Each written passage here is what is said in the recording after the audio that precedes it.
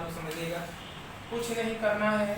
आप देख रहे हैं इसको आप ऐसे लिख सकते हैं 2ab का होल स्क्वायर 2 की पावर 4 और ab दोनों पक्षों का लाग लेंगे, क्योंकि लाग लेने के लिए कह रहा है। जैसे दोनों पक्षों का लाग लेंगे 2 आगे आ जाएगा और a प्लस 2b, और यहाँ आपका हो जाएगा इधर का लाग लेंगे तो 2 की पावर 4, यहाँ देखिए सब बुरे में है तो प्लस में हो जाएगा log a, प्लस में हो जाएगा log b, ऐसे लिख सकते हो। और यहाँ 4 को भी आगे लाओ, 2 के इधर भी बिल्कुल आपका हो गया log, यही आपसे पूछा जा रहा है a प्लस 2b बराबर 1/2, और यहाँ देखिएगा log a plus log b, log a plus log b और प्लस 4 log 2। देखिए कौन सा ऑप्शन बना, सी वाला। बिल्कुल आसानी से आप बना सकते हो, कहीं कोई कठिनाई नहीं है। अगला सवाल देखते हैं। अगला सवाल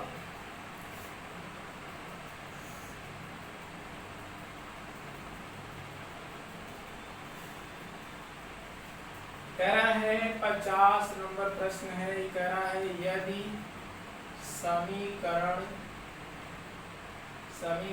ax square plus bx plus b बराबर 0 के मूल अल्फा बीटा है, कह रहा है तो under root alpha upon beta plus beta upon alpha plus b by A बराबर होगा।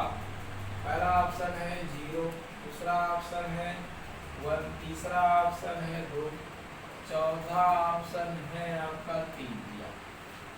तो मूलों का योग निकाल लीजिए। मूलों का योग माइनस b बाई ए, मूलों का गुणनफल c बाई ए, सी की जगह है b और a। बस अकॉर्डिंग टू क्वेश्चन पे आ जाइए। वही क्वेश्चन आपका क्या कह रहा है, अकॉर्डिंग टू क्वेश्चन कह रहा है 1 अपान अल्फा और बीटा अंडर रूट लगा है प्लस और बीटा अपान अल्फा प्लस ये b बाई ए है, कह रहा है किसके बराबर है।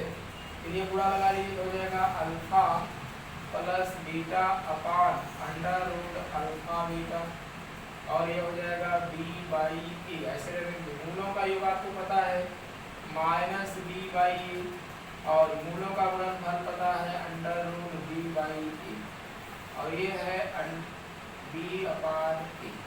तो चलिए यहाँ से बिल्कुल आ जाएंगे भैया, यहाँ लिख सकते हो माइनस b बाई ए और वो अंडर रूट ए अपान अंडर रूट b, ऐसे पलट लीजिए ऊपर चला जाएगा और माइनस हो जाएगा अंडर रूट b बाई ए। यहाँ ऊपर नीचे अंडर रूट ए से गुणा कर दो, ऊपर b से, तो आपका हो जाएगा minus b by A plus under root b by A. Cut के क्या आ जाएगा 0 और 0 आपका यहाँ है। कैसे क्या करेंगे, यहाँ देखिएगा अंडर रूट से ऊपर नीचे गुणा, तो ये अंडर रूट का अंडर रूट ये हो जाएगा, ऐसे कट जाएगा, नीचे आ जाएगा अंडर रूट ए, फिर अंडर रूट b से ऊपर नीचे गुणा, तो आपका नीचे b आ जाएगा, इस b से कट जाएगा और आपका ऊपर आ जाएगा अंडर रूट b, तो ये आपका बन जाएगा अंडर रूट b अपान ए, कट के 0 हो जाएगा। ठीक है, आगे चलते हैं।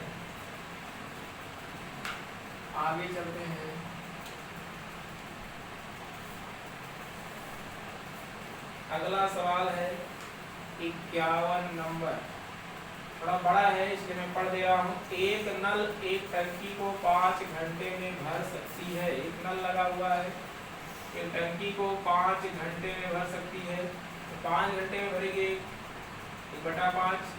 दूसरा नल 10 घंटे में भर रहा है तो 1/10, और तीसरा नल खाली करने का काम कर रहा है तो 7 से 1/2। बस इसी को हल कर लीजिए, उत्तर आ जाएगा 1/5 प्लस 1/10 माइनस 6 दूनी 7 दूनी 14, 1 15, 15/2 2 ऊपर चला गया 15, एलसीएम ले लीजिए तो आ जाएगा 30, 5 6 30, 10 10 30 और माइनस 4, 6 3 9 9 में से 4 जाएगा, कितना आ जाएगा 5/30, 1/6 यानी 6 घंटा।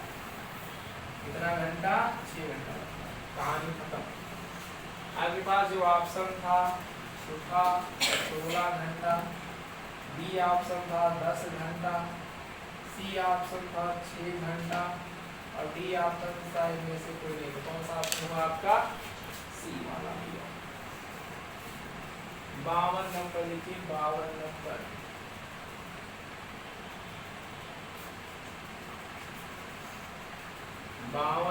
क्वेश्चन है, यदि ए बराबर 1, 3, 9, 10, 21 और बी बराबर आपको दिया गया है 4, 6, 8, 10 और सी बराबर आपको दिया गया है, सी बराबर दिया गया 1, 2, 3, 4, 5, 6, 7, 8, 9 और 10। तो कह रहा है तो A intersection B intersection C का मान है, सही है?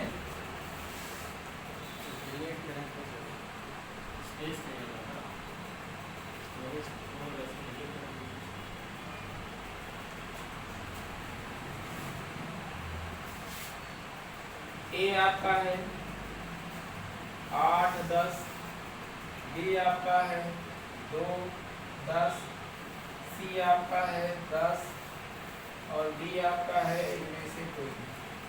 बिल्कुल आप देखिएगा, इंटरसेक्शन पहले निकाल लीजिए, बी इंटरसेक्शन सी। अगर बी इंटरसेक्शन सी कहेंगे तो बी और सी आपको ये कहाँ है? इंटरसेक्शन में आप निकालेंगे 4 है, 4 हो जाएगा, 6 हो जाएगा, 8 हो जाएगा और 10, क्योंकि सी में 1 से लेकर 10 तक है। बिल्कुल हो सकता है। अब इसी का ए के साथ इंटरसेक्शन निकाल लीजिए। ए के साथ इंटरसेक्शन निकालेंगे तो भैया ए में क्या कॉमन है? ए और इसका, तो यहाँ देखेंगे बिल्कुल हमें लगता है केवल 10 कॉमन।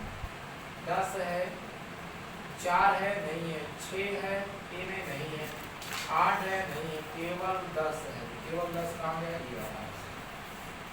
चलिए 53 नंबर देखिए, 53 नंबर, 53 नंबर देखिए, 53 53। एक कार सवार पहले, चलिए मैं इसको लिख दे रहा हूं, एक कार सवार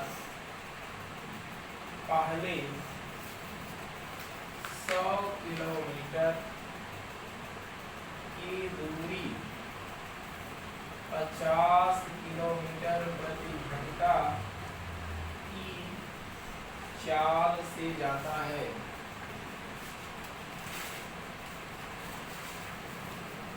तथा अगले 120 किलोमीटर 40 किलोमीटर प्रति घंटा की चाल से जाता है। अब तक की 220 किलोमीटर यात्रा की जो औसत चाल है, यदि उससे 242 किलोमीटर की दूरी तय करे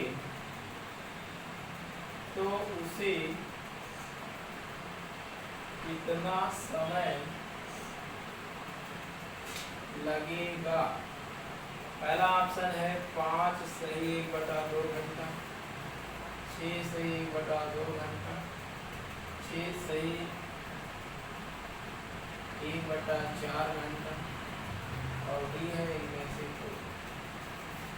तो भैया कह रहा है एक कार सवार पहले 100 किलोमीटर की दूरी 50 किलोमीटर प्रति घंटे की चाल से जाता है तथा अगले 120 किलोमीटर की दूरी 40 किलोमीटर पर घंटे की चाल से जाता है। अब तक की 220 किलोमीटर यात्रा की जो औसत चाल है, देखिए औसत चाल ही पकड़ लीजिए, औसत चाल रखो दूरी बटा कुल समय, औसत जो चाल हो जाएगा कुल दूरी बटा कुल समय।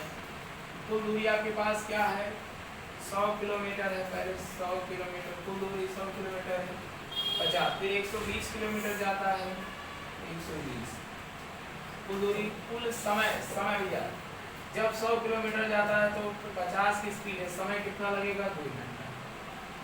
120 किलोमीटर जाता है 40 किलोमीटर के हिसाब से, तो यानी आपका हो जाएगा 3 घंटा।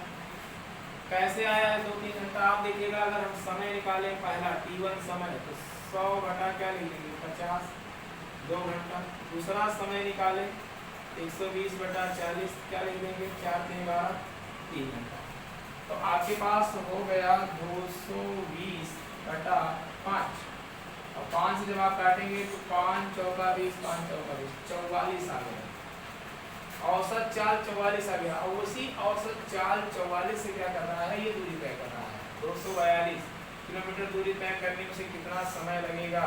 तो अगर हम यहाँ समय की बात करें तो समय आपका हो जाएगा 242 समय बराबर दूरी बटा चाल। अभी औसत चाल निकल के आ गई 44, 44 से कट करेंगे ये 5 बार में जाएगा, 5 बार या वैसे काट लीजिए 11 से, 11 चौक 44 और 11 दूनी 22 और 11 दूनी 22।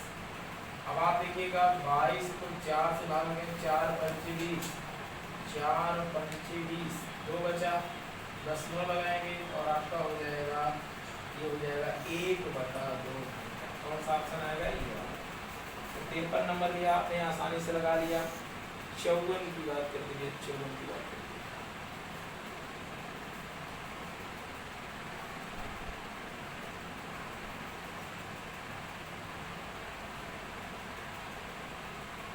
मिटा दें 54 में।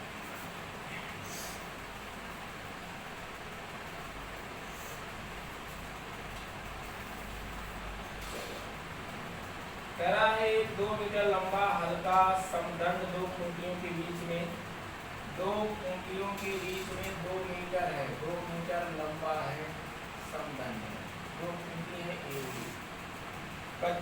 के बीच 25 सेंटीमीटर है, तो 2 की खूंटी और जिसका नाम है यहाँ 25 सेंटीमीटर और क्षैतिज अवस्था में दूसरी खूंटी के सिरे पर 5 किलोग्राम का द्रव्यमान लगता है, 5 किलो, और एक यहाँ जरा साम्यावस्था बनाएगा। ठीक है, तो बस बिल्कुल कुछ नहीं करना है आपका, P गुणे यहाँ आप AC कर लीजिए बराबर B, यानी 5 गुणे आप AB कर लीजिए, पूरा ले लीजिए, यही आपका संतुलन बनाना है पूरा। यहीं से यहाँ से A ले लीजिए और यहाँ से A ले लीजिए, बिल्कुल। आप कह सकते हो P गुणे AC यानी 25 बराबर 5 गुणे 200, तो 25 चौका 25 अट्ठे, तो P बराबर 8 पंचे 40। इसका मतलब यहाँ 40 kg का भार है, 40 kg का तनाव पड़ रहा है, 40। अगर यहाँ 40 है तो B पर कितने का पड़ रहा है, कि आप यहाँ कहोगे 40 माइनस 5 बराबर 35, 35 और 40 का तनाव पड़ रहा है। जबकि आपके ऑप्शन में था, पहला ऑप्शन था 20 योग 40 kg, दूसरा ऑप्शन था 30 योग 40 kg, चौथा ऑप्शन था 35 और 40 kg, और आखिरी था 37 और 23 kg। तो आपका 35-40 वाला बात सही हो जाएगा, 35 और 40 वाला बात सही हो जाएगा। अगला आप देखेंगे, अगला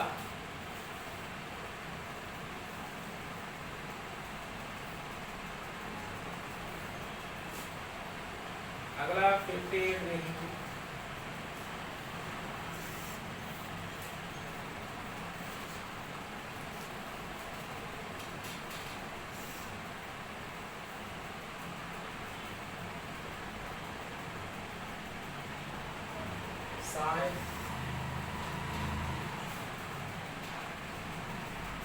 अगला 56 नंबर देखिए,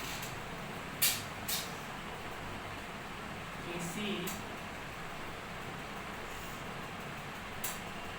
बिंदु पर क्रिया करते हुए तीन बल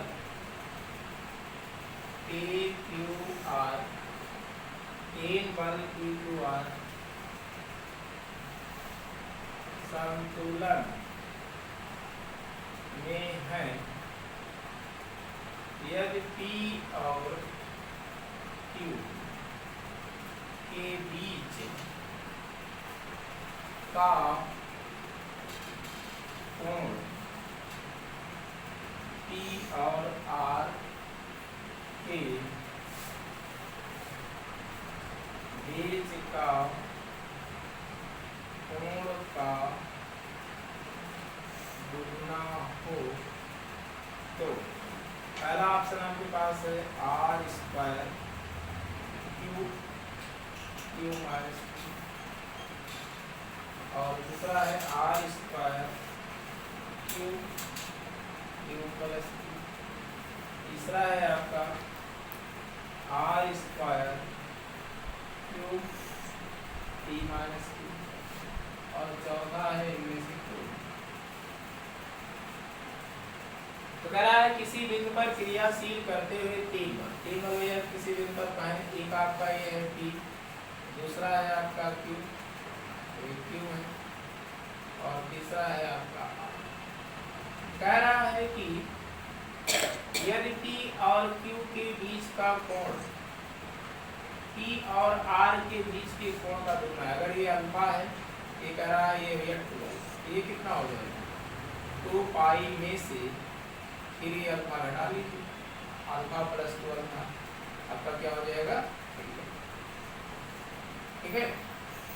अब इसमें लामी परमी आप लगा दीजिए, लामी परमी तो आपका हो जाएगा P अपान साइन, इसके सामने का कोण हो जाएगा 2 पाई माइनस 3 अल्फा, और Q अपान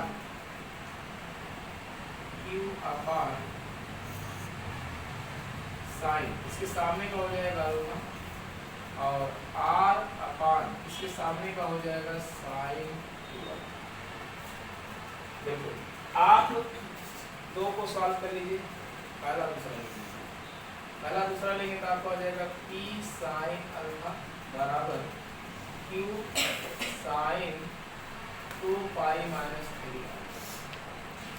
बिल्कुल आप यहाँ कह सकते हो P साइन अल्फा बराबर, ये आपका किसमें है, तीसरे में है, चौथे में 2 पाई माइनस 3, चौथे में साइन क्या होता है ऋणात्मक, यानी Q, और हो जाएगा आपका साइन,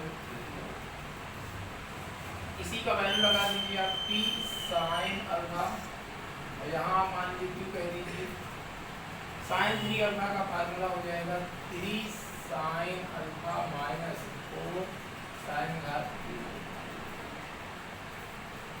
साइन अल्फा बाहर कर लीजिए, कट जाएगा, P बराबर हो जाएगा माइनस 3Q, Q से गुणा लगा दीजिए, और माइनस के बाद माइनस अगर इसको हम बाहर किए हैं तो प्लस हो जाएगा 4 साइन स्क्वायर।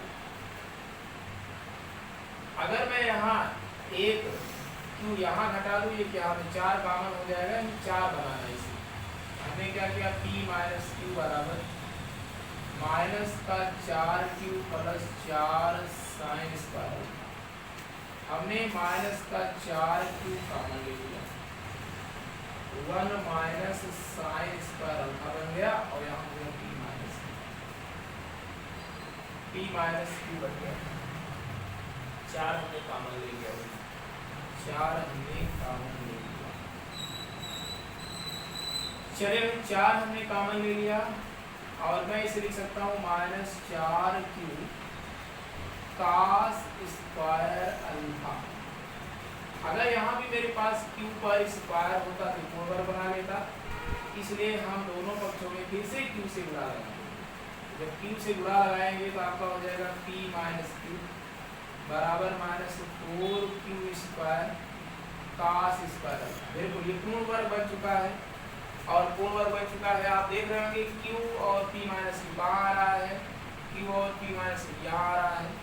ठीक है, अभी बिल्कुल बन गया है आपका। यहाँ ला के लिख देते हैं, यहीं कर लेते हैं यहीं। तो आप लिख सकते हो इसे क्यू और इसे लिख सकते हो पी माइनस क्यू और इसे लिख सकते हो बराबर माइनस आप इधर दे दीजिए।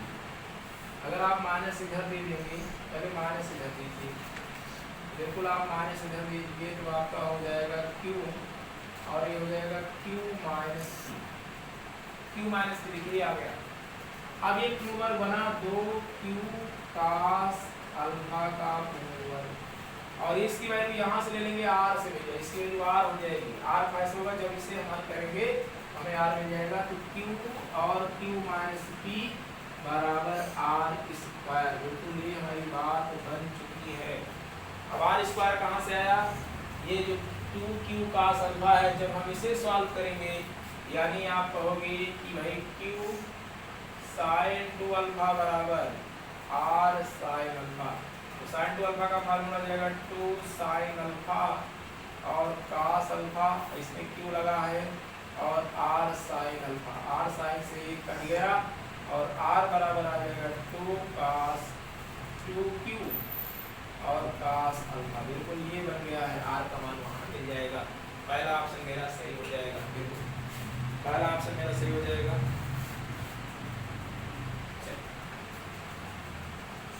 उम्मीद करते हैं बिल्कुल समझ में आया होगा। एक बार आराम से आप देख लीजिए सवाल को।